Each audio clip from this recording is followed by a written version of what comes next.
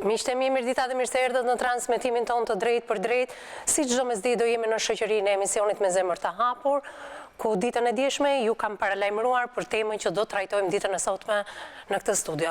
Do të flasim pikërisht për vrasjen makabre të një 38 vjeçare nga ana e kunatit. Do të flasim për ngjarjen e rëndë të paskuqanit. Por më shumë, le të ndjekim materialin prezantues të kësaj historie dhe do rikthehemi jo vetëm me nënën në mënyrë të drejtë për drejtë dhe ekskluzive, një ekskluzive që ka dhënë më parë edhe për gazetaren Doriana Bezat, por ka vendosur të flasim më gjërësisht ditën e sotme për shumë të pavërteta që janë thënë në media.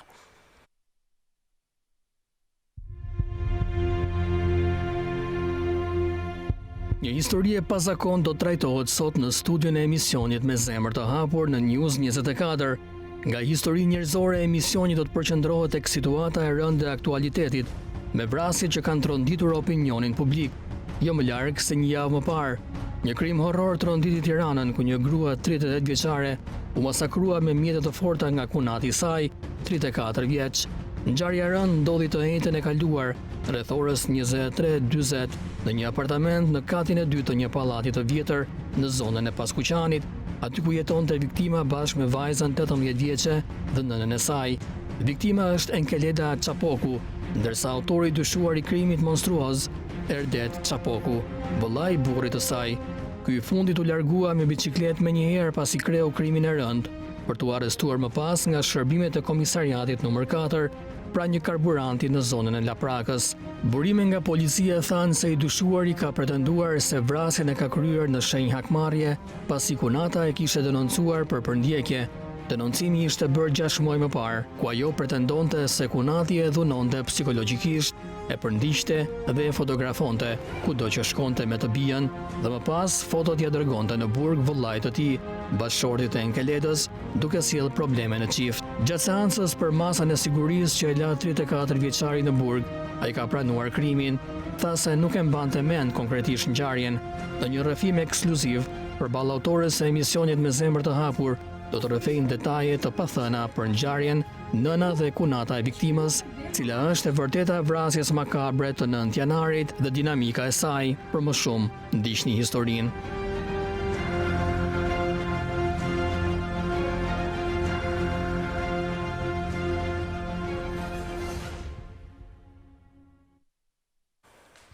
Kjo është kronika prezantuese e asaj çfarë do të diskutohet gjërësisht ditën e sotme drejt për së drejti në studion e emisionit me zemër të hapur. Ju keni parë që në departamentin tonë të informacionit dhe në agjensinë e lajmeve Balkan Web kemi pasur një ekskluzivitet të gazetares Doriana Bezat, e cila ka rrëfyer skemën e krimit. Por ndërkohë nëna do të hedhë detaje të tjera të një historie që çfarë ka ndodhur me kunatin dhe me të ndjerën, deri tek arsyet që e çuan këtë të fundit për të ekzekutuar 38 vjeçare. Do të flasim se si është gjendja e vajzës së saj, aktualisht 18 vjeçare, dhe çfarë kërkon kjo familje menjëherë mbas vrasjes makabre të vajzës së tyre të Enkeleda Çapoku, 38 vjeç, nënë e një vajze 18 vjeçare. Me mua në studio zonja Xhevaire Fjolla, 61 vjeçe, nënë e Enkeledës. Përshëndetje zonjë, mirë se erdhe. Faleminderit, me si u jetën. Ngushëllimet e mia të drejtë për drejta, ngushëllimet të cilat ja u kanë dhënë edhe paraprakisht, por po e bëj dhe publikisht, do të mungoj Enkeleda aq më tepër, ju keni qenë edhe protagoniste kryesore e vrasjes së saj, keni parë gjithçka me sytë tuaj, por që Enkeleda vajza juaj ka dhënë shpirt në duart e vajzës 18 vjeçare. Nga ai moment mbesa juaj është në një gjendje jo të mirë, shëndetësore, për cilën ne do flasim, por shpresojmë që ditën e sotme të kemi dhe atë telefonatën e shumë pritur nga dhëndri juaj, për dhënë edhe ai detaje dhe arsye pse ka kryer vëllai i tij pikërisht krimin horror që ka ndodhur vetëm të njëjtën e kaluar. Faleminderit që jeni me mua në këtë studio, edhe pse nuk keni kaluar atë ritualin mortor dhe zakonet që ka çdo familje shqiptare teksa largohet i dashuri familjes së tyre. Faleminderit që je me mua dhe zgjodhe pikërisht këtë studio për qenë e pranishme. Në krahun tënd është Ajrie Fjolla, kunata e të ndjerës. Përshëndetje zonjë, mirë se erdhe. Djali Dajës Behar Deliu, përshëndetje zotëri, mirë se erdhët. Edhe ju ngushëllime të drejtë për drejta për humbjen e familjares tuaj. Faleminderit. Me mua në studio avokatja zonja Adriana Kalaja, përshëndetje zonjë, mirë se erdhe. Me mua në studio Aurela Agalliu, psikologja jonë e përhershme, përshëndetje Aurel, mirë se erdhe. Përballë jush opinionistja Elena Alilaj, përshëndetje Elen, mirë se erdhe, pedagoge në Universitetin e Durrësit dhe shkrimtare. Zonja Adriana do ndaloj dhe do marrë një mendim paraprak për atë çfarë po ndodh së fundmi, çdo fillim viti, pothuajse kemi qenë së bashku në studion e emisionit me zemër të hapur, në vrasjen makabre që i bëhen grave dhe vajzave shqiptare. Po kështu edhe ky fillim viti, një tjetër grua, një ekskluzivitet tjetër i studios emisionit me zemër të hapur vetëm 2 ditë më parë, ngjarja e Mallakastrës e shoqëruar shumë shpejt edhe me vrasjen horror të Paskuqanit. Keni një mendim paraprak për çfarë po ndodh në Shqipëri? Unë ashtu si kundër dhe juve, nënës viktimës dhe gjithë familjarëve i shpreh ngushëllimet e mia, edhe është një ngjarje që realisht na vret të gjithëve si nën, si grua, e shikoj si një precipitim i gjithë situatës që po kalon Shqipëria. Pa futur faktorët e ndryshëm të agresivitetit që po shohim dita ditës, mendoj se edhe gjendja ekonomike, financiare ku ndodhen familje të ndryshme, ka ndikimin e vet. Kjo nevojë ekonomike financiare, siç dëgjova para disa ditëve, bën që disa gratë të kryen edhe vepra penale vetë në ato kushtet ekstreme për të qenë të përgjegjshme për të rritur fëmijët e vet. Siç mund të jetë dhe rasti i babait të viktimës, për sa kohë që nuk di rrethanat për çfarë gjendet në burg, po mund ta çojë në përmend se kushtet ekstreme të jetesës mund ta çojnë një familje që një krye familjar ose një bashorte që të merret edhe me vepra penale, siç mund të jenë dienia për një vepër penale dhe ke frikë të flasësh, ose organizimi, shitja, prodhimi i lëndë narkotike e tjerë. Në rastin konkret, mua më shokon sepse më duket sikur deja vu ne shikojmë çka ka ndodhur edhe në rastet paralele. Në 90% të personave, autorëve të kryerjes së veprave penale, janë persona të cilëve ndaj të cilëve gjykata ka dhënë urdhrin e mbrojtjes. Tani unë nuk dua që të bëj fajtor, po mendoj ose pretendoj që bashkë me viktimën ne të gjithë jemi viktima e para, sepse mund të na ndodhi në një rast. Dhe bashkë me fajtorin, autor është dhe shteti. Pse e them këtë? Një femër që shkon dhe bën kërkesën për të marrë urdhrin e mbrojtjes, nuk e bën për qef, aq më shumë kur e bën për kunatin. Po mendojmë se për bashortin një femër ka problemet e tjera. Kur e bën për kunatin, unë them se kushtet janë jashtë ekstremes. Atëre kjo polici nuk mund të marrë masa ndaj këtij personi që e persekuton, e përndjek, e vën në një presion të jashtëzakonshëm psikologjik. Nuk mundet policia e shtetit që këto njerëz t'i izoloj. Mund t'jenë edhe me probleme mendore. Janë rrezik për njerëzit. Pra zonja Kalesa po mbyllet një ngjarje, harrohet, nuk merren përgjegjësi nga ana institucionale dhe shtetërore. Dhe ndodh ngjarja tjetër. Mirë, ne do të dëgjojmë me detaje se çfarë ka ndodhur. Sepse veprimet, prandaj them. Për fatin tonë të mirë kemi dëshmitaren okulare. Për mua shteti është bashk autor në të gjitha këto ngjarje. Mirë, ky është mendimi paraprak dhe ti e sheh që shteti është bashk autor në të gjithë këto ngjarje dhe duhet dalin përgjegjësit e vërtet. Kush është qëndrimi i psikologës Aurela për këtë fenomen në rritje me sa duket? Themi kjo, shpresojmë të jetë ngjarje e fundit, por nuk ndodh kështu, Aurel. Dëgjojmë ngjarje të cilat pasojnë dhe vijojnë njëra tjetrën. Dhe sidomos gjatë fundit të sezonit korrik gusht, shtator, ose gjatë ndrimit të viteve dhjetor janar ndodhin të tilla raste? Në fakt Evis, unë jam paqë e shokuar sa mbar opinioni publik shqiptar në lidhje me ngjarjet e ditëve të fundit, kryesisht me ngjarjen konkrete cilën po trajtojmë sot, dhe nuk është absolutisht rastësi që kemi viktim sërish një femër. Unë kam bajtë qëndrimet e mia shpeshherë në lidhje me ngjarje caktuara, shkruaj shumë, e duar shumë femrën shqiptare dhe duar shumë që të ofroj një opinion i cili tjetë në mbrojtje të femrës shqiptare për shkak të kushteve që Shqipëria ofron për to, por në fakt unë do të quaja shoqërinë e ditëve të sotme më maskiliste se kur më parë.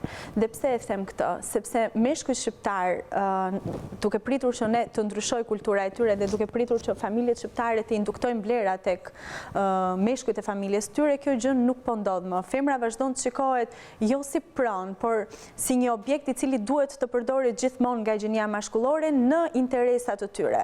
Dhe aq më tepër kur kemi të bëjmë për një vrasje i cili vjen nga kunati. Ne jemi mësuar që në familjet shqiptare të marrin pjesë dhe të fusin hundë, do ta thoja gjithë familjarët në marrëdhëniet që kanë dy partnerët konkret.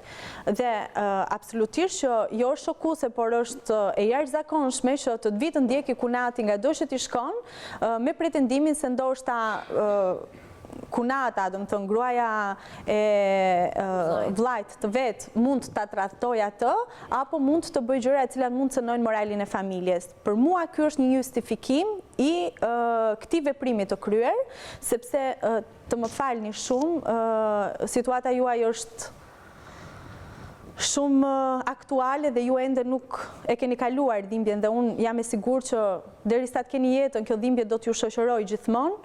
Por mendoj që për teksa historie ka gjëra të cilat nuk janë ashtu siç janë transmetuar, dhe nuk mendoj se arsyet kryesore kanë qenë pikërisht këto. Të shkosh të vrasësh një femër sepse pretendon se është prekur morali i familjes. Jo vetëm mendoj që ky person është me probleme mendore, gjë të cilën dua të kaloj te kolegja ime në momentin që kërkohet një urdhër mbrojtje nga një femër, nuk duhet të lihet me haq, por madje kërkoj që nga organet kompetente të kërkohet një raport vlerësimi psikologjik për personat që kërkohet urdhri i mbrojtjes, dhe ne shumë mirë në këtë lloj sistemi mund të parandalojmë një krim, por nga ana tjetër mendoj se fshihen interesa personale të këtij personi kundrejt viktimës. Faleminderit Aurel për të kaluar po kaq koncize, të lutem Elen, sepse kemi shumë detaje të kësaj historie që duhet dëgjuar dhe më pas duhet vlerësuar nga ana juaj. Ti vetë si e ke parë ngjarjen konkrete? Në fakt unë i kam ndjekur dhe nuk mund të ketë besoj njërinë e Shqipërisë që të mos përfshihet emocionalisht në situata të tilla. E vetmja gjë që do doja nga institucionet shtetërore është sidomos institucionet e drejtësisë të rrisin besimin tek njerëzit. Pastaj për pjesën tjetër të marrëdhënieve, ka shumë familje në Shqipëri të cilat janë ngurësisht të lidhura me njëra tjetrën dhe e mbrojnë njëri tjetrin, vllai e mbron vllain. Kemi patur dhe raste pafund në historinë e Shqipërisë që nëse ka vdekur njëri nga vëllezërit ose ka qenë në burg, në një farë forme përgjegjësia i vi vllait tjetër të kujdeset për fëmijët ose bashkëshorten e vllait, nëse është i ndjerë ose është me probleme të tilla ligjore. Me thënë, këto janë marrëdhënie të cilat janë ndërtuara ndër vite dhe ne nuk mund të themi, nuk mund të jetojmë shumë larg njëri tjetrit dhe mos majmë po themi problemet e njëri tjetrit. Po lexoja dëshmi në polici, i cili është një individ i cili ka pirë dhe thot kisha pirë deri vonë dhe pastaj shkova etj. Pra një njeri i papërgjegjshëm, i cili dëmton, nuk është problemi se vetëm tek viktimat të cilat janë pafund në Shqipëri. Problemi është te pasojat dhe te mungesa e besimit që kanë njerëzit tek njerëzit që i kanë shumë afër tek institucionet shqiptare, dhe në një farë forme sot jemi në një kaos besimi në cilin ne nuk gjejmë asnjë rrugë zgjidhje. I vetmi problem ose kërkesë do doja që institucionet shtetërore të kthenin ligjin me dënimin me vdekje, me patjetër.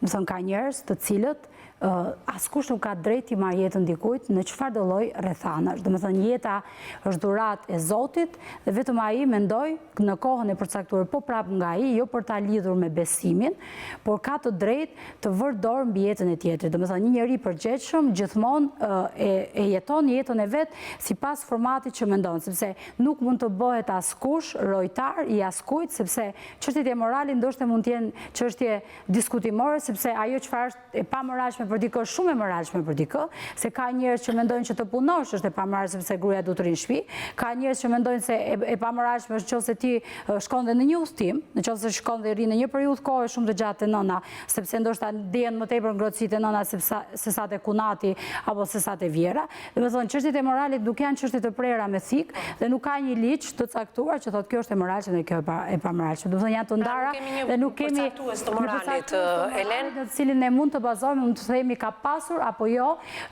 ndikim, se nuk themi do të drejtë në asnjë lloj rrethane. ne kemi dhënë në fakt të gjitha, unë nëpërmjet kronikës së përgatitur nga stafi, ju të treja mendimet tuaja, atë çfarë keni dëgjuar deri më sot në media. Ajo çfarë është shumë sociale dhe njerëzore, sepse ne marrim si rast, ne kemi një viktim dhe kemi një dhunim në familje. Pastaj pjesa tjetër është komplet ndryshe dhe për këtë të vërtet komplet ndryshe janë familjarët të cilët po ka një të vërtet pandryshueshme sepse ne kemi këtu një viktim dhe kemi një femër shqiptare e cila diskutohet në media dhe është komplet e pambrojtur.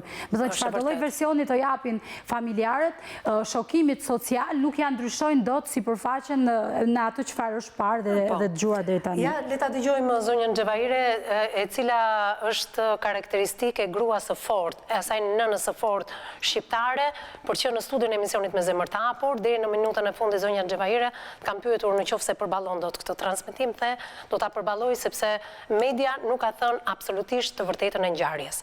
Por unë të falenderoj që për këtë televizion, për agjensin e lajmeve Balkan Web, për gazetaren Doriana Bezat, ti ke treguar skenën e krimit. Çfarë ka ndodhur me datën 9 janar vetëm të njëjtën e kaluar rreth orës 23 të mbrëmjes? Faleminderit. Atë natë, në orën 11 të darkës, ram në gjumë. Ishte momenti i gjumë i parë. E ka hap derën, na ka pa neve, na dritare që i këna fik dritat. Ka dalë diku o të afër. Ta ka thonë fikën dritat, ari se na kështë ndjek neve, 5 ditë të pra kështë dashmë në vratë dërë për vitri me 31, e ka deklerua ndej në lagje me ca quna. Dhe ka shiku palatin, që s'ka pas njerës, lëvizje. Pastaj o në gjithë lartë, në katë dytë. Ka hap dere ka pas një shull të vogël, të thjerë, se e dinte se ka pasnit një vit aty me ne, brënda. Dhe duke ditë rrethanat se si ishim ne, dhe ku rrinim ne, dhe si jetonim ne, e ka hap nga dalë derën e jashme, pastaj u fut të dera dhomës. Dera dhomës pa mbyll fare, si që i lejmë gjithmonë dyrët hapë, se s'na ngacmon të njëri. Aty pastaj e kam pa unë, kur u fut të dera brënda. U fut ishte vesh me kapushtë, me roba dzeza, doreza dzeza, punë e maj me dzeza, ne pa drita. Aty erdi direkt të krevati im. Edhe me qelloj disa herë, me kalon pa ndjeja. Duk me lonë mu pa ndjeja, pastaj nuk kam di gjo se qash bo mo të tje me vajzën. Pastaj ka godit vajzën, është hongër me vajzën. është përleshur vajza, ka tentu shejet që këna patë të gishtërive të në murë me gjak, ka tentu vajza të ngrihet, se ka thonë maman ma vravi. Tani edhe me mu duke më vra, tani do më vrazi vajzën. Ka tentu të ndezi dritën, aty i ka prej damorët me thikë. Pasi e ka godit me lef mbrapa koke. Pastaj e ka godit disa herë me thikë në zemër, me atë tubën që ka pas, e ka qake pjesa hundës e këtë. Aty pastaj goca ka ra pa ndjeja, ky ka pa gjakun ndosh largu. Kur unë grita unë që merdi mendja, e kam pa gocën shtrit e dera aty la prej gjaku. E ka pa kështu Enkeleda kështë e vdek. Vërtita 2 herë ke dritare e tira kësaj të nusës. Hajrije, këta akoma s'pa gjosh një gjosh s'pi jep të kon, njëri se nga vje zëri që bërtet. Aty kanë dalë se e qmendur, na shkallët poshtë, zbrita poshtë e shpia ime në katë parë ku jetoja me qunat. Dolën qunat, erdi lagja komplet pastaj, kja ishte gjithë ngjarja, masakrën që bëri qelpsira. Kja ishte masakrë që vrau një vajzë, që ushqen të fëmin punon të në fabrik, e hante bukën mi kokërves që kur sente për të majtë burrin në burg, edhe vajzën që kishtë në shpi ishte me qera, logoriste rogën 300.000 lekë që merte, t'ja kalon të me ekonomin e dobë. E si ashtrin të dorë njëriot ishte vajzë, jese ishte e imja, dhe më shpirt në ishte nuk jam që me latë mu shumë na mua betet, ishte vajzë e mrekullueshme. Ishte e dashur me shoqërinë e dashur me punëtorët, me lagjen, bonte kryt lagja mas Enkeledës. Ishte vajzë e ndershme, jej morale si që thot ai qelbësira. Konflikti mes qiftit ishte shumë i mirë. Atëherë, po flet për marrëdhënien e Enkeledës, po flet për marrëdhënien e Enkeledës me bashortin. Të lutem, më vjen keq që të ndërpres në këto detaje horrori edhe pse mesditë, ku të gjitha familjet shqiptare, të gjitha institucionet fokusohen në televizionin News 24, se është televizioni më i madh informativ në vend. Unë kam atë telefonatën e shumë pritur nga Eltoni, drejt për së drejti nga qelia e burgut ku ai ndodhet prej 7 vitesh, i kanë mbetur pothuajse edhe 2 vite e gjysmë, është bashorti i të ndjerës Erdet Ccapoku në këtë lidhje të drejt për drejt. Përshëndetje Elton. Halo, përshëndetje. Në radhë të parë falenderoj që u bëre pjesë e studios emisionit me zemër të hapur, për dhënë dhe ti versionin tuaj. Është masakruar bashortja juaj, por ndërkohë autori është vëllai juaj. Atëherë Elton, si e morët vesh ngjarjen, ju lutem? Halo, përshëndetje, nga të parë për emisionin. Halo, përshëndetje. Përshëndetje Elton, të dëgjojmë ngushëllimet tona të drejt për drejta. Si e mësuat ngjarjen? Shpreh dhe unë ngushëllimet e mia ana ime, familjes të ndjerës nusës time. Faleminderit juve, shumë jam shqiptuar për këtë ngjarje, por në radhë të parë duhet të bëj përgjegjësi për shtetin, që nusja ime ka qenë me një urdhër mbrojtje, dhe ata se kanë mbrojtë. Kam në rrezikoj, kam 1 vit gati 8 muaj që dërgoj përgjegjësi për punë e lejës, të dalë me lejë, dhe këta nuk më kanë dhënë. Në radhë të parë, shteti nuk ka marrë parasysh asnjë gjë, kur ai lloj mostre ka vendosur mbi familjen time. Më dëgjoni? Alo. Po, të dëgjojmë Elton, vazhdo. Të dëgjojmë. Dhe në moment që ajo ka marrë urdhër mbrojtje, shteti nuk ka vepruar fare, absolutisht. Po i bëj thirrje shtetit të paktën që për të gjithë ata burra që vendon mbi nënat tona, mbi gratë tona, mbi vajzat tona, mbi motrat tona, të mbajë përgjegjësi për çdo gjë që japi burg pa fat. Elton, ke pasur dieni, të lutem, Elton, ke pasur dieni, do dalim edhe tek thirrja juaj e fundit dhe më vjen mirë që ju jeni vllaja autorit, por ju është vërar bashortja dhe bëni një thirrje të drejt për drejt për masat shtrënguese që duhet marrë shteti. Të lutem, ju keni qenë në dieni që vllai juaj përndiqte bashkëshorten dhe si ishin marrëdhëniet? Pse marrëdhënie të prishura të vllait tuaj me bashorten e ndjer? Kur për sa kohë më përpara, ai lloj mostre ka qenë në shtëpi time, ka jetuar aty. Dhe më pas e kem për zonusje, se nuk e mbante dot në gjendje ekonomike. Ai ka filluar pastaj përgjonte, bënte gjeste të tilla, dhe i kam thënë se të denuncoj në polici, të marrin masa shteti. Kur shteti nuk ka marrë masa fare, më ka shkatruar komplet totalisht shteti. Familjen nuk ka marrë masa fare për këtë rast. Si dhe për rastin tim, më kanë lënë gosën rrugëve, më kanë prish jetën komplet, totalisht. Unë kërkoj në shteti çdo gjë drejtësi, dhe unë mendoj se ka pasur shumë marrëdhënie të mira. Elton, prej sa kohësh ishe vënë në dieni që vllai juaj përndiqte bashkëshorten? Po, kur në shtatori që më tha do bëj një denuncim, i thash ike bëje. Nuk ishe çfarë, do bëja rrugë tjetër. Në shtatori më duket, nuk e mbaj më të mirë. Kur e ke takuar për herë të fundit vllain tënd, atë ka shprehur ai ndonjë shqetësim për bashorten tënde?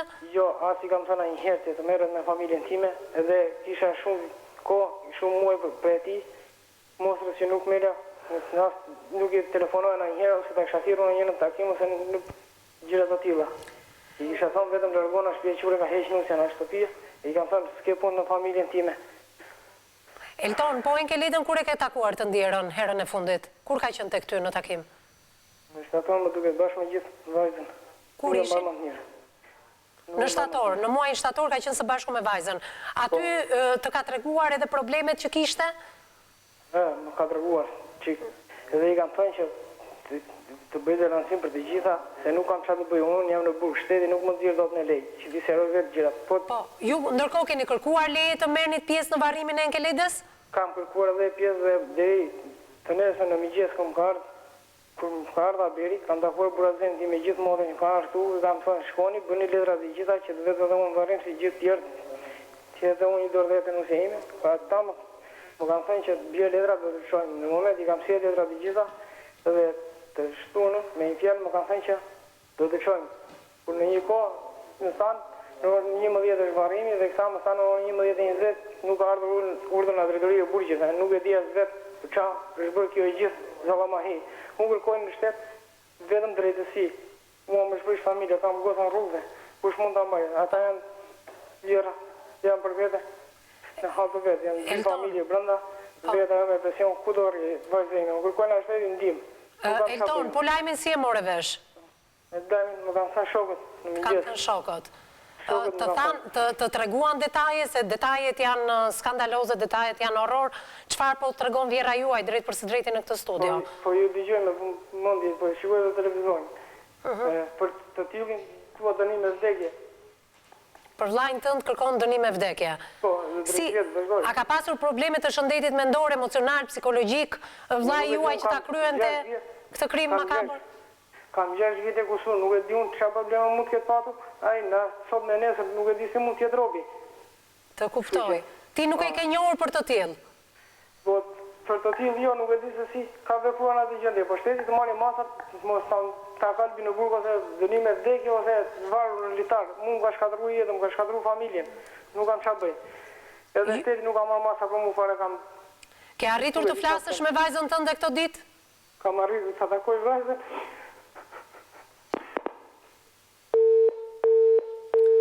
Është larguar Eltoni në momentin që kemi pyetur për vajzën, nuk e ka përballuar këtë pyetje timen, i kërkoj ndjes edhe një herë Eltonit, nuk e di se kush ka qenë komunikimi me vajzën dhe se sa ai është në dieni të një gjendje të rënduar psikologjike dhe emocionale. Unë shpresoj që Eltoni të rimari veten dhe të ritelefonojë edhe një herë, duke që ishte në kushte të rënda të theksuara emocionale dhe psikologjike dhe vetë ai kërkonte dënimin maksimal në lidhje me të vllajin. Arsyet nuk e ka ditur, nuk ka kuptuar kur që vllai mund të vuante nga devianca që e kanë çuar deri në krimin makabër të bashortes. Ka qenë takimi i fundit, thotë Erdet Ccapoku, pikërisht me vajzën dhe me bashorten e ndjerë tashmë në shtator të 2019, kur është rrëfyer gjithçka dhe e ka orientuar bashorten e ndjerë tashmë të denonconte dhe të merrte një urdhër mbrojtje. Edhe njerëz, zonja Xhevaire, dëgjuam Eltonin, edhe ai i tronditur shumë dhe është e kuptueshme në kushtet e izolimit, kuptohet që është dy fish, dhimbja dhe aq më tepër që autori i vrasjes është edhe i vllai. Ju vetë si e keni njohur autorin, e pash që gjatë dhënies së kronikës ku shfaqej figura e atij lloj personi, nuk e di se si mund ta etiketoj, jo vetëm që nuk e shikoni dot, po ndjenit një lloj neverie, apo jo. Do doja të dija ti vetë kunatin e vajzës tënde, si e ke njohur? Ai nuk u njoh në fillim se ishte aq terrorist. Se kisha fut brenda në shtëpi. Kur e kuptuat që diçka nuk shkonte me Ne kunatin? e kuptuam për terroristët do të vrasi. Asnjëherë nuk do të ma kishte prej mine se do të ditë bëj masakre në shtëpi tek unë, se e kena majt me bukë. E kena lajka, shpranja, Enkeleda, mante, dritë kur dilte jashtë që Se jetonin bashkë, Enkeleda dhe kunati? Po, ky patartë në Tiranë, ky kunati. Po? Edhe s'kishte ku të rinte, punonte me autobuzat si faturin. Po? Edhe i thoshte Enkeleda, strica kohë, këto dështa të gjej një shtëpi me qera. Kur i vllai ishte brenda në burg?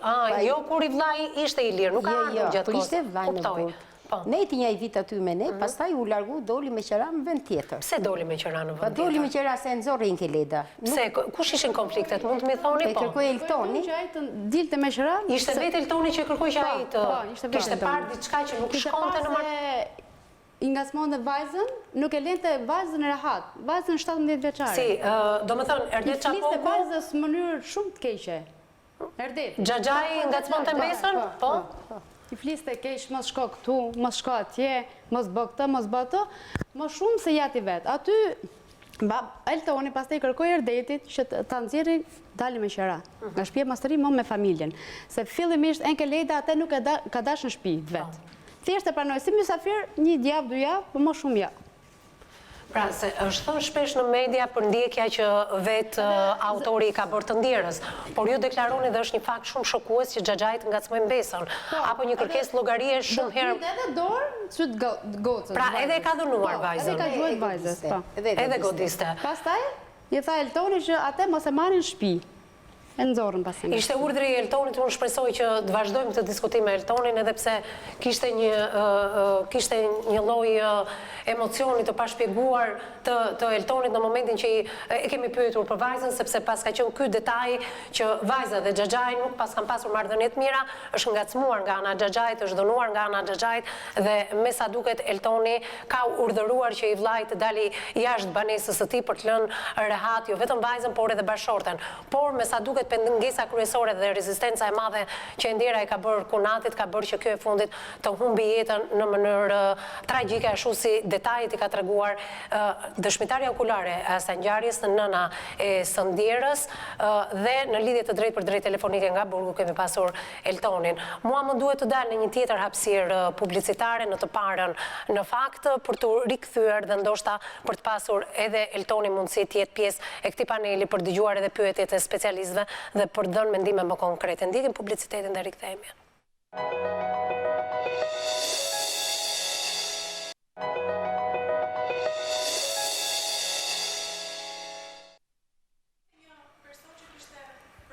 Në fakt jemi rikthyer në transmetim të drejtë për drejtë, gjithmonë duke falenderuar regjim për planin e madh, sapo hym nga hapësira publicitare, se gjithmonë diskutohet gjatë hapësirave publicitare detaje jo vetëm për ngjarjen e rëndë të Paskuqanit, që po diskutojmë ditën e sotme, por dhe pyetjet e specialistëve kanalizojnë sa më mirë atë që duhet thënë familjarët në fakt në publik për atë çfarë ka ndodhur në familjen e tyre. Ka qenë në fakt Erdet Ccapoku, bashorti i Enkeledës dhe vllai i autorit të kësaj vrasje makabre, i cili ka telefonuar drejt për së drejti nga burgu dhe ka dhënë disa versione në kushte të rënduara emocionale dhe psikologjike. Hera e fundit, thot Eltoni, kur kam takuar Enkeledën dhe vajzën, ka qenë pikërisht atori vitit të 2019, aty ku i kam sugjeruar pikërisht Enkeledës dhe vajzës të shkonin dhe të kërkonin një urdhër mbrojtje. E japim shpeshherë numrin e telefonit, mbasi Eltoni sapo i kemi bërë pyetjen për vajzën, duke ditur kushtet e rënduara, bisedat që ka bërë me vajzën, është prekur emocionalisht dhe i premtoi Eltonit që nuk do ta pyesim më për vajzën do flasi pjesa tjetër e familjes, është në një gjendje shumë të rënduar, unë nuk e di nëse janë marrë masat për vajzën apo jo.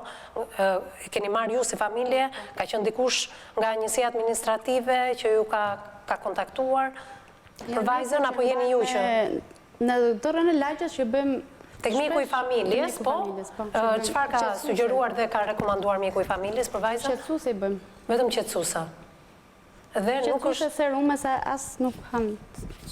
Ka refuzuar ushqimin dhe kuptohet se përse do ta bëjmë analizën edhe me të ftuarit për shkak se jo vetëm ajo ma ka dhënë shpirt në duart e saj, por asaj i duket sikur është shkaktare e gjithë kësaj tragjedie, sepse xhaxhai është thënë në media që autori përndiqte në fakt Enkeledën, por pas ka përndjekur të mbesën, të dyja, sepse ato nuk ndaheshin dhe duke qenë se është mosha 18 Enkeleda, po ishin shoqë që ishin motra, ishin gjitha bashkë, të dyja.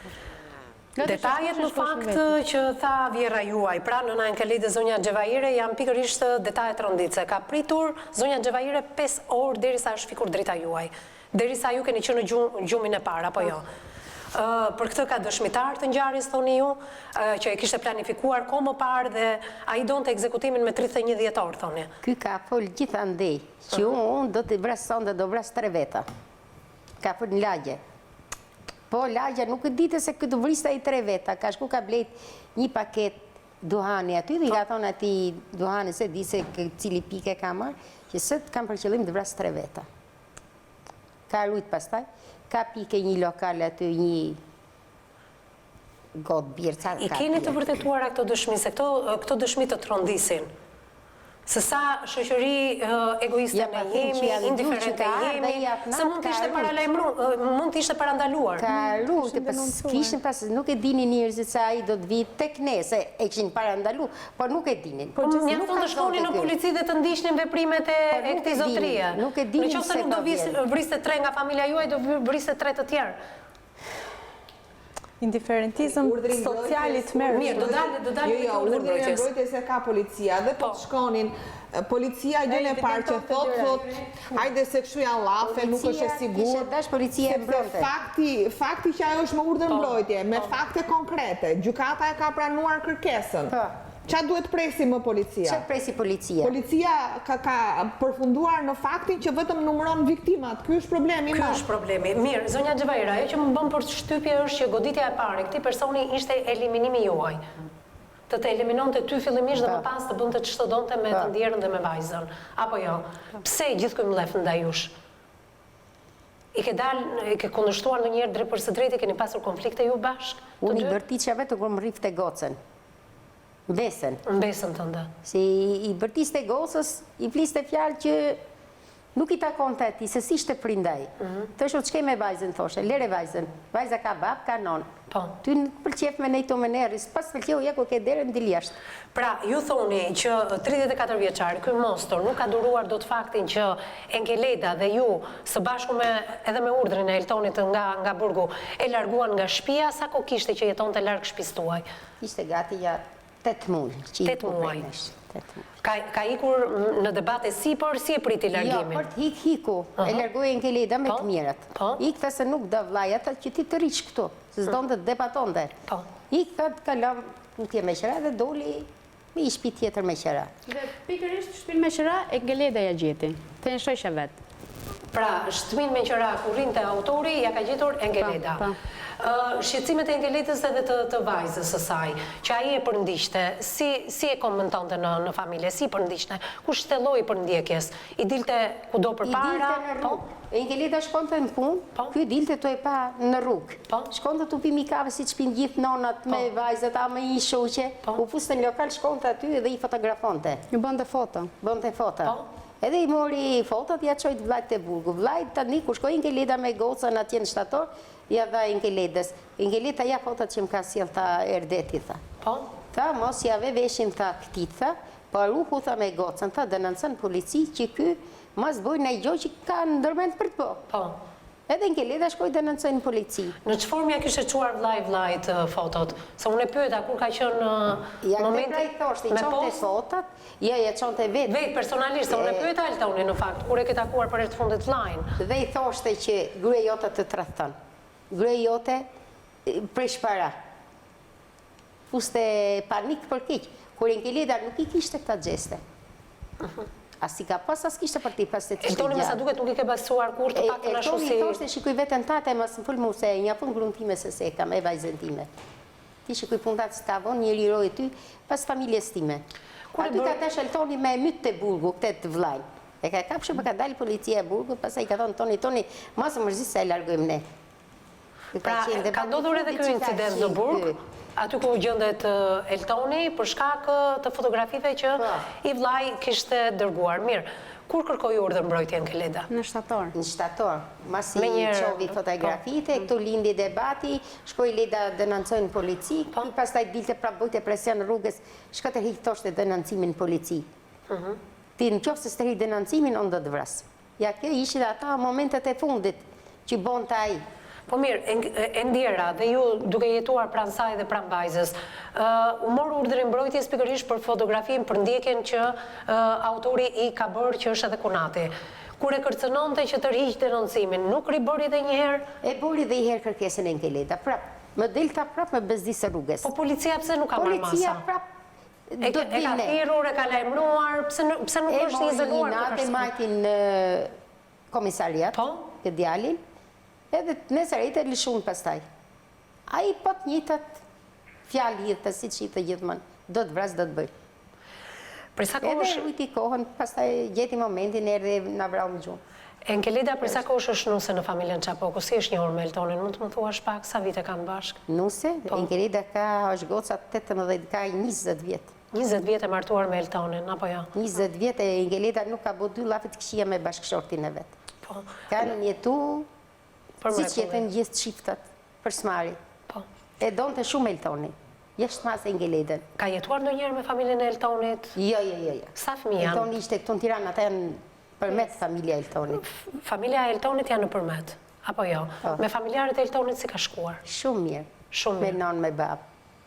Vlezër motrat të tjerë, Eltonit? Ka dhe i vlanë Durrës, dhe i djali mirë, nuk është si ky maskaraj, si ky amanjak. Ky ka jetuar gjithkohës në përmet me prindrit? Jo, më ka marrë Greqi. Enkeleda nuk e njifte fare këtë si. Nuk e ka njohur kur kunatin. Në 20 vite nuk e ka njohur kur, po? Edhe masi ka nga Greqia, ky jetonte me të motrën e vet. Po. Motra vetë se di kishin konflikte, se ky jetonte, po si t'jetosh edhe do të kontribosh. Aja e përzune. Edhe ajo nxori nga shtëpia, edhe ai pastaj erdhi te Enkeleda. Enkeleda nuk donte që ai t'jetonte me te aty.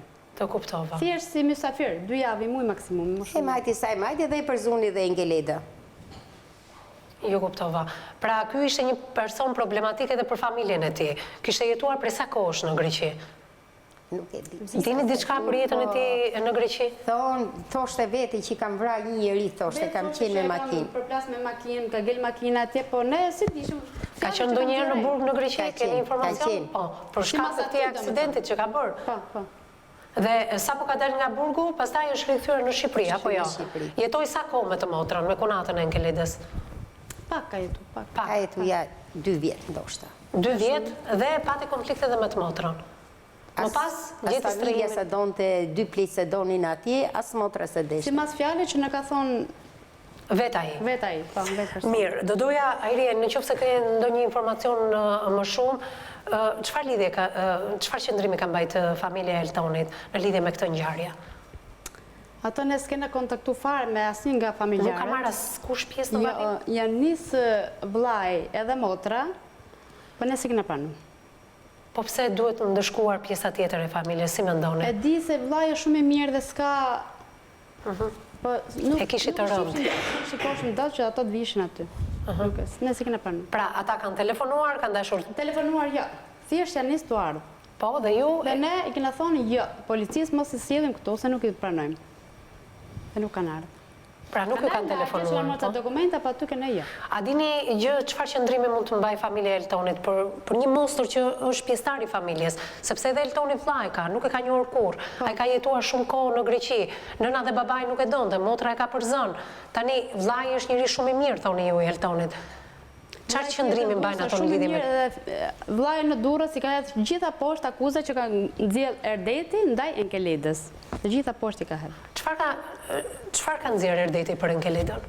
Që është e pamoralshme gjoja, po ajo ka qenë non shembullore, vajzë shembullore dhe një kunat shumë shembullore.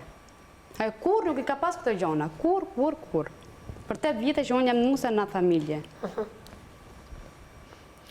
Edhe njëherë, zonja Xhevahire, do të kaloj tek ju, gjendja e rënduar e vajzës, po na shqetëson së fundmi së tepërmi, jo vetëm Eltonin, ne pam edhe gjatë momentit kur e kemi pyetur, por edhe ju si familje. Mjeku i familjes, thot nusja e djalit tuaj, është personi që i gjendet më afër, ajo ka refuzuar ushqimin, është e kuptueshme, por karakteristikat të tjera të vajzës që ndodhet në këto momente, çfarë shfaq ajo më së tepërmi? Vajzë shfaq, ja, këtë ri vajzë duke folur, thot, mos më bëzdizë, thot, se nuk duloj, thot, për mamin tim. Me hiku mamin, thot. Trënditet natën, thot, dua mamin, trënditet për gjumsh, ngrehet, dua mamin, thot. Duel në mamin tim, thot. Nuk i bëhat mire, të kohë e kina marë, e kina trembet. është shumë me gati pa kalam depresion. Duke e majtë, për ne, duke i folë ne, kur linë debati, kështu për Enkeledën që flasim, e kam largu që aja të mas gjoj asi gjo. Shtëpia ku ndodhe ngjarja, është shtëpia Enkeledës dhe Eltonit? Me qëra. Ju besoj se do zhvendosen nga jo bane, sepse... E kam byllet e ja kam dhonë zotit shpis qelsët. Ku po jetoni aktualisht? Po unë kam qunet e mi poshtë, aty 3 dhoma, aty 3 kororane, aty i kam marrë edhe gocën e Enkeledës të mbajtë. Se ku do ta qëj? Ku do ta qone? Ku do ta qëj? Ajo është rrugëve tani, baben jo. Edhe shpija, edhe punë jo. Ajo është ka të rrugët kryqë. Sikur me morë një fmi, 18 vjeçar që nuk ta basë zemra, me pa e jata flak është një fmi në rrugë. Kush danon qoftë, gjithë Shqipërinë mas i raftë masakra që mramu. Asë një non nuk dëshërën që të hedhë fmi në rrugë. Mas i raftë kujtë, e që mramu. A je fort, do të full në asiklete asaj vajzë që më kalon 18 vjeç. Po, pa tjetër që do bësh e fort, edhe për vetën tënde dhe për Enkeledën. Që t'ja dërzoj tjatit, se nuk kam dryshe se qëfar të bëjt. Se eliminoj vetën tim për qëfar, duku t'ja lejet vajzë. Me ndonë se është në gjendje Eltoni për t'i qëndruar pranë vajzës? Do jetë në gjendje? Nuk përballoj do të një pyetje në lidhje me vajzën. Tani në qofë sa i du t'i japi një lirim me kusht Eltonit, pret vajzë, pret fmiqor rrugëvet, ndoshta mund t'ja hedhi pak vajza, duke njët me tjatin e vetë. Se me ne nuk e përbalojnë. Megjithatë ju më keni thënë që ai kishte kërkuar të përfitonte dhe nga amnistia e fundit, sepse ka kryer 7 vite dënim, i kanë mbetur rreth 2 vite e pak. Vitet kush ka 3 vjet e poshtë mund të përfitojë nga amnistia. Mund të përfitojë. Ky është për moskallëzim krimi zonja Adriana. Kështu që mund të përfitojë ai. Sepse nuk i kam letrat edhe nuk mund të flas me siguri, por për të tilla vepra penale amnistia parashikon të paktën drafti, parashikon që përfitojnë lirim të menjëhershëm personat që deri më 30 shtator të 2019-s i kanë mbetur 2 vite burgim. Pra, nëse nuk i kanë mbetur 2 vite burgim dhe është pak më lart, nuk përfiton nga amnistia. Në këtë kuadër, duke parë që interesi parësor është interesi i fëmisë, dhe duke qenë e bindur që drejtësia do vihet në vend për jetën e Enkeledës, pasi autori, unë refuzoj ta quaj njeri, ai nuk është njeri, autori duhet të dënohet jo vetëm për krimin makabër ndaj nënës, ndaj bashkëshortes, por dhe për krimin makabër që ai e ka bërë ndaj jush, zonjë nderuar, sepse ai duhet të dënohet dhe për vrasje të mbetur në tentativë. Ai ju ka vrarë dhe juve, ju ka vrarë dhe fizikisht, sepse ashtu siç të treguat, ai tentoi të vriste juve dhe që t'ishte i lirë drejt veprës penale që kishte arsyetuar dhe para përgatitur me gjaftësi, por juve ju shpëtoi Zoti, po moralisht u vrau dhe juve. Tani të rikthehemi tek interesi parësor, që është interesi i asaj vajze që do ta thotë dhe më profesionalisht kolegja ime, e cila për mendimin tim ka nevojë për një psikolog të vazhdueshëm, por nëse nuk e di se sa i kanë mbetur eksaktësisht Eltonit vite burgimi, por nëse Eltoni nuk përfiton nga amnistia, patjetër që juve si njerëzit kujdestar që jeni të asaj vajze 18 vjeçe, duhet të filloni të gjithë procesin gjyqësor ligjor për uljen e dënimit dhe konvertimin e dënimit të mbetur në arrest shtëpie ose në detyrim paraqitje. Nga kjo studio, unë i bëj thirrje gjithë organeve kompetente, duke filluar që nga drejtoria e burgjeve, të merren me gjithë procesin ligjor që ky i dënuar, duke qenë se unë personalisht që kam vite në sistemin gjyqësor, e shikoj që nga mënyra që flet, që Eltoni është fatkeqësisht në atë ambient. Po nga njëherë fati e do. Kështu që duke menduar dhe ato gjëra që thanë denoncuesit në studio, që ai është dënuar vetëm për moskallëzim krimi, pra nuk është një krim i rënd që ka ndodhur, atëherë unë mendoj se janë të gjithë kushtet ligjore që Eltoni duhet të dali, sepse gjysma e të keqes, ajo vajzë të ketë babain në krah.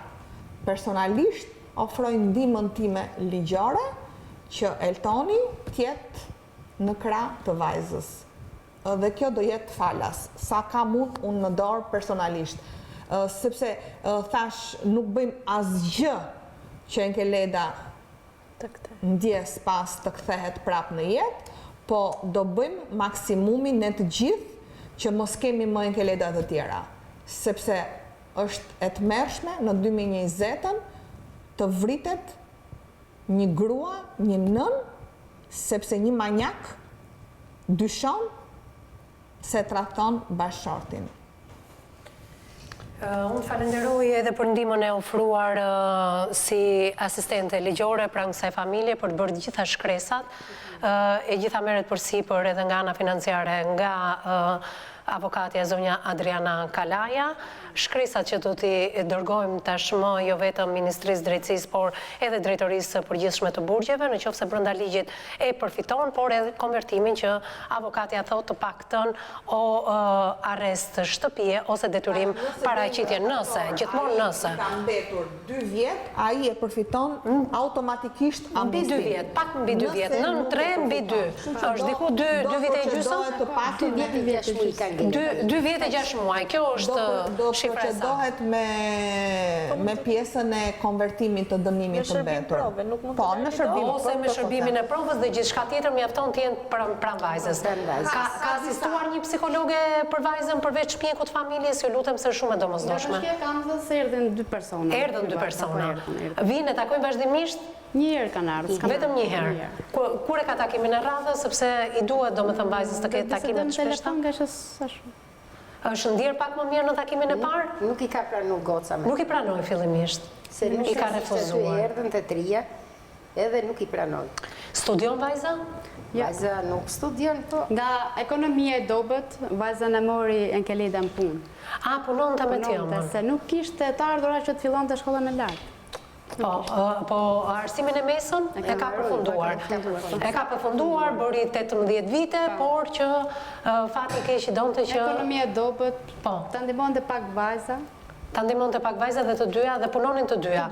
Besoj këtë ditë nuk ka shkuar në punë, është e kuptueshme, gjendja është shumë e rënduar. E mbante Enkeleda në proces vetë makines, se Enkeleda ishte makiniste, edhe mbante aty për me mësu vajzën, si patone e pranare që ta mësosh.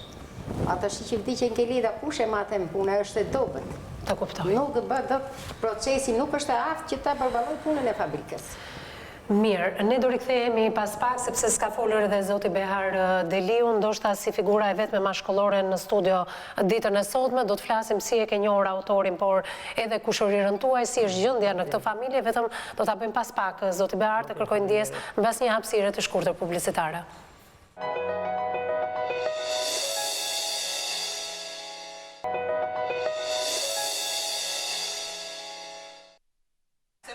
Jemi rikthyer në transmetim të drejt për drejt për të kaluar tek zoti Behar, tek qëndrimi e tij për ngjarjen, si ke njohur autorin dhe a ishte në dieni që kushërira juaj kishte këto konflikte me të? Dhe që dhe faleminderit për ju, është jërë stafi shumë i mrekullueshëm. Faleminderit ju. Dhe faleminderit që ju na bot ftesë. Po. Dhe që më ratë parë, për këtë vajzë, ka qenë shumë vajza më e mirë. Jo më shpi, pa edhe më lagje. Kudo që me thonë drejtën, që thonë më të tepër për këtë vajzë. Ti vetë autorin drejt për drejt e ke njohur punatën e kushurirës? Unë autorin vetëm mirë e kam pak i shtëpia Enkeledës. S'më duk, kam dhe të qemi 2 orë kam dhe. Në ato 2 orë nuk të zhdukur komunikimi ti e korrekt. Pastaj në terren e kam pa jërë 2 herë në autobus, edhe pastaj nuk kam, s'kam komuniku ma atë njeri. Po Eltonin bashortin si e ke njohur? Ka qenë djali më i mirë, s'ka kam vite që e njoh Eltonin, nuk e njoh sot. Si non, që janë ta, si familja është familja më e mirë në Paskuqan. Zoti Behar, të besohet që një mostër i tillë është vllai i Eltonit për cilin ju të gjithë keni konsideratën më të madhe?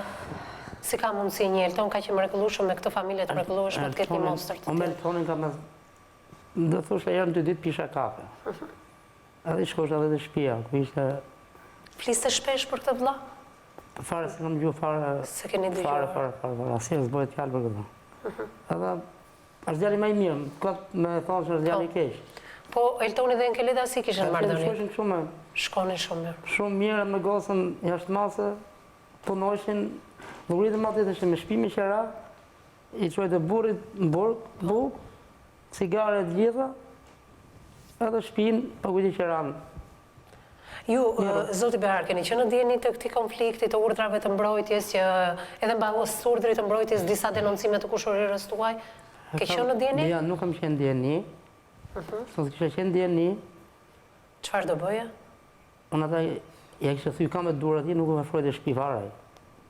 Pse mendon se e ndjera e mbajti në heshtje, vetëm familja brenda për brenda ka ditur? Me haj se ka dharë burri, gjatë mos me bëu konflikte, ja të ne. Ne ka Pra, çështja është që shpeshherë gratë dhe vajzat nuk hapen shumë me familjen, i mbajnë brenda për brenda, sidomos raportet me njerëzit e bashkëshortit se ju thoni, po ta dija duhet kisha marrë masat e mia. Mirë, unë ka qenë shumë djalë i mirë. Mirë, të falenderoj. Unë falenderoj vetëm për vajzën, me i boni një afrim, një shtëpi, një gjumë me ndihmë. Fillimisht nëna duhet të jetë babai, atë që mori përsipër zonja, dhe pastaj hapat e tjera dal nga dal, pse jo të gjithë së bashku të kontribojmë të rikthehet qetësia shpirtërore. E vajzën se ka parë një tmerr me sy, pse jo në ditët në vijim derisa kjo plak nuk shohet asnjëherë. Derisa të rrimë këmbët vajza, ndoshta një drejt studimi dhe gjithçka tjetër, pastaj me punë bëhet edhe ajo kërkesë e juaja. Zonja Xhevajere, nuk munda dot të pyes Eltonin për shkak të emocionit. Ju thatë që jam dëshmitare telefonatave të vajzës edhe të Eltonit mbas kësaj tragjedie. Çfarë bisedojnë ata të dy? Sa mundet të bisedojnë? I thot vajzës vet, thot, mas u mërzit babi, thot, se babi është këtu brenda, thot, ti mundohet, thot, të rish afër nënës, thot. Po. Derisa të biri babi, thot. Këta dhe i qanë. Të kuptoj. Nuk ka çfarë ti thot tjetër mo. Edhe në babim, babi, u the mami nga ana ime. Jepi mamit jam të mirë në fëmijë nga ana babit. Ta se do vjeri babit, do ta marri babit, thot Haku. Kuptoj. I thot vajzës vet. Është e tmerrshme të kuptosh se si një individ në një tragjedi të tillë, kur i ka mbetur edhe 2 vjet e gjysmë të mos jetë të mos marri në këto 7 vite një ditë leje dhe të mos marri pjesë në varrim. Kjo është e gjithë çështja, ju thoni disa herë në polici Enkeleda ka shkuar mbas urdhrit të mbrojtjes. Derisa vendosi që të mos shkonte më se i vinte turp. Zor mo me shku mo se ata s'pa bënin as lloj veprimi. Ata i leshin të lishëm amanjakun. Atëre, një manjak i tillë. Nuk ka shtet. Po, do doja të ndaloja tek Aurela. Kjo është gjendja, menjëherë jemi pothuajse shumë shpejt, 7 ditë mbas ngjarjes, të njëjtën e kaluar, ka ndodhur e gjithë kjo, komunikimi i vajzës me babain, të mos i lejohet një individi të tillë si Eltoni të marrë pjesë në këto 7 vite dënimit të tij, një herë nuk ka qenë me leje në shtëpi dhe ti mohohet e drejta në një tragjedi të jetë pranë vajzës të paktën, sepse dhe ajo ka qenë shumë e tronditur, nuk e di se si ka shpëtuar nga duart e agresorit, e tregon se si ka shpëtuar? Vajza? Ka shpëtuar se e ka zonë gjaku atë. Erdetin se edhe mund ta kishte vrarë dhe atë. Mund ta kishte edhe vajzën do ta kishte vrarë. E ka kapur gjaku. Mirë, Aureli jemi përballë kësaj tragjedie, nuk e di kush është konventi juaj. Çfarë i duhet saj familje për të dalë pak nga ky kolaps në cilën ndodhet? Ne mund të flasim, por gjithmonë flasim gjëra që ndoshta duken klishe, sepse çfarë do lloj gjëje që ne të themi dhe të rekomandojmë, dhimbja është shumë shpirtërore, është shumë e thellë, nuk mund të zhbëhet dhe thash dhe pak më parë kjo dhimbje do t'i shoqëroj përgjithmonë, sidomos në një rast të tillë ku zonja ka qenë prezente në ngjarje dhe ka parë vajzën e saj viktim, edhe sigurisht ka parë edhe gjërat rrethanore që kanë shoqëruar krimin. Natyrisht unë jam shumë skeptike dhe gjithmonë shumë kritike ndaj sistemit të drejtësisë. Realiteti shqiptar e ka vendosur femrën në një lloj kornize etiketimit vazhdueshëm. Femra etiketohet gjithmonë për shkak mentalitetit që kemi si vend dhe jemi totalisht të pambrojtura. Ky krim që ka ndodhur në familjen e zotrinve prezent këtu, mund të ndodhë në familjen time, mund të ndodhë kudo. Ne nuk e kuptojmë kur se me çfarë gjarprinsh mund të flem në shtrat, apo me çfarë njerëzish të çuditshëm mund të shoqërohemi dhe na bie rastësia të njihemi në jetë. Por mbetet gjithmonë drejtësia ajo që mund ta quajmë regulator të gjitha këtyre situatave. Dhe në një kontekst të tillë shqiptar, ku drejtësia nuk flet, ku drejtësia hesht, sigurisht janë disa modele të cilat transmetohen her pas here dhe i bën njerëzit që të jenë gjithmonë më të motivuar të kryejnë një krim familje, sepse shohin që rezultatet e dënimit janë fare minimaliste. Domethënë më shumë dënohesh sot për mos kallëzim krimi sesa ai që e bën krimin.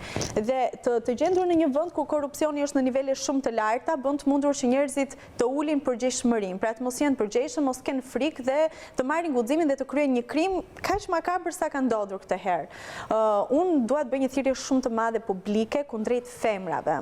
Ne jemi shoqëri që reagojmë shumë pak, përse nuk ngrihen femrat dhe të shkojnë të kërkojnë të drejtat e tyre kur dëgjojnë një rast të tillë. Si rasti i Enkeledës sot mund të jenë edhe shumë raste të tjera. Kemi parë deri më tani dhe nuk është bërë asnjë gjë. Çfarë është bërë nga drejtësia konkretisht në rregullimin e marrëdhënieve në familje? Asnjë gjë. Çfarë është bërë për konfliktet që ndodhin në familje?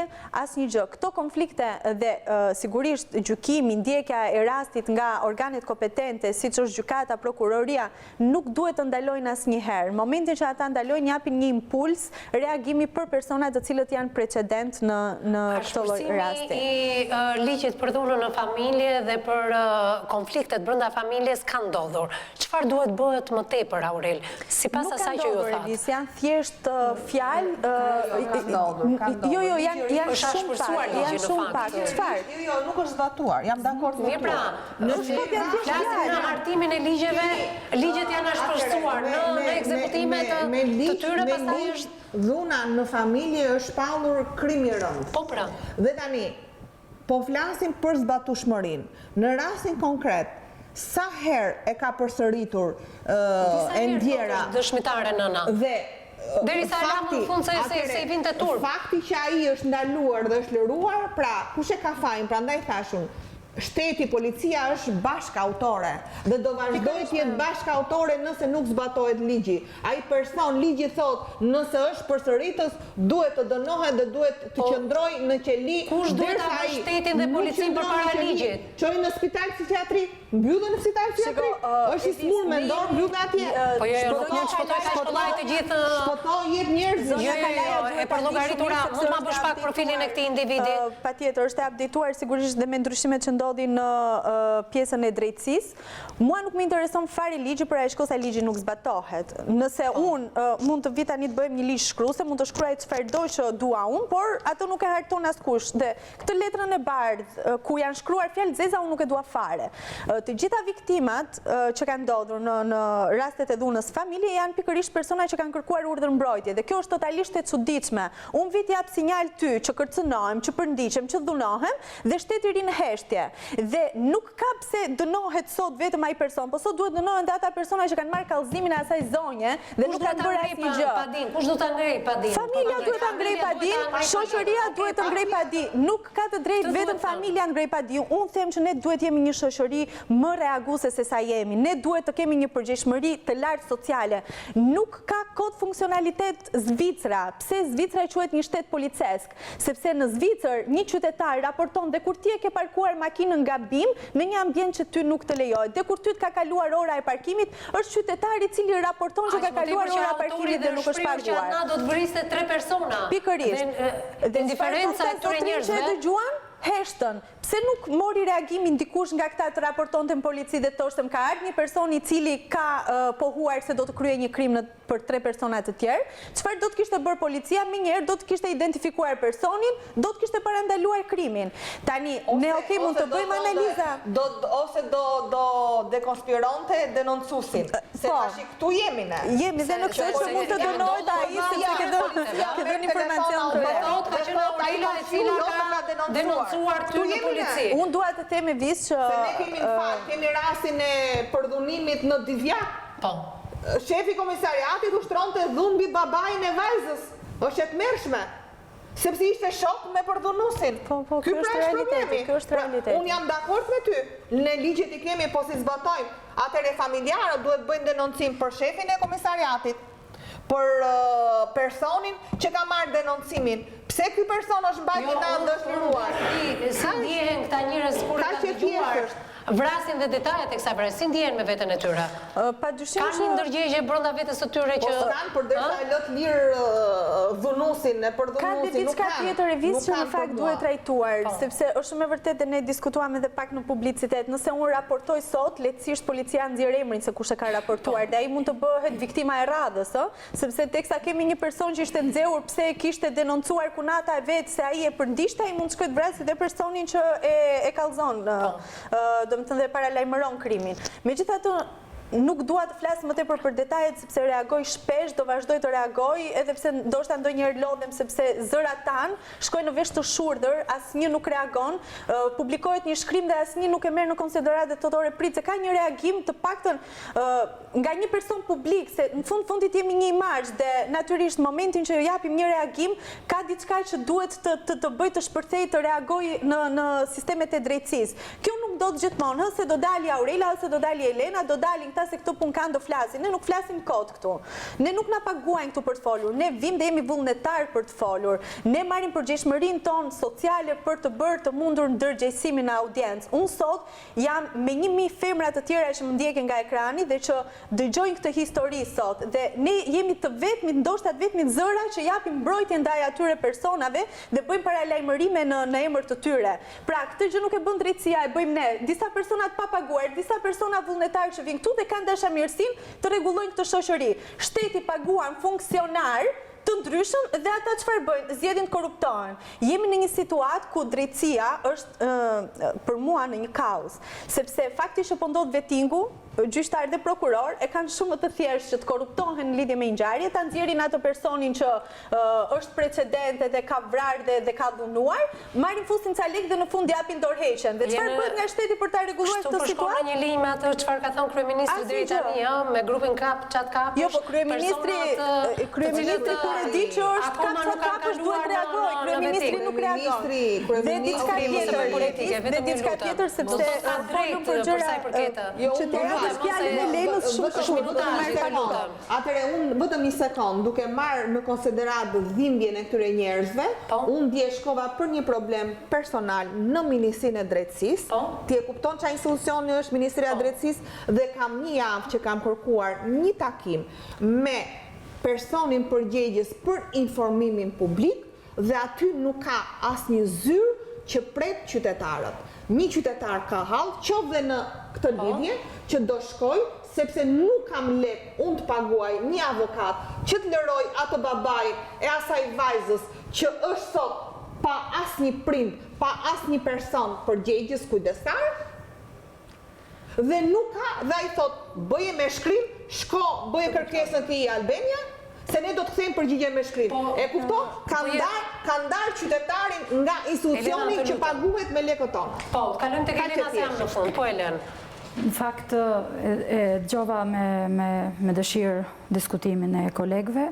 Shumë rëndësishme të theksohet se në Shqipëri jemi në një situatë të tillë ku njerëzit janë në diskutim për çështjet jo vetëm humane, por edhe çështjet profesionale. Sot kemi njerëz në institucione të cilët nuk janë profesionalisht përgatitur dhe nuk janë në vendin e dur. Kjo ka ndodhur pas viteve 90, pa fajsuar kryeministrin aktual apo ish kryeministrin ton.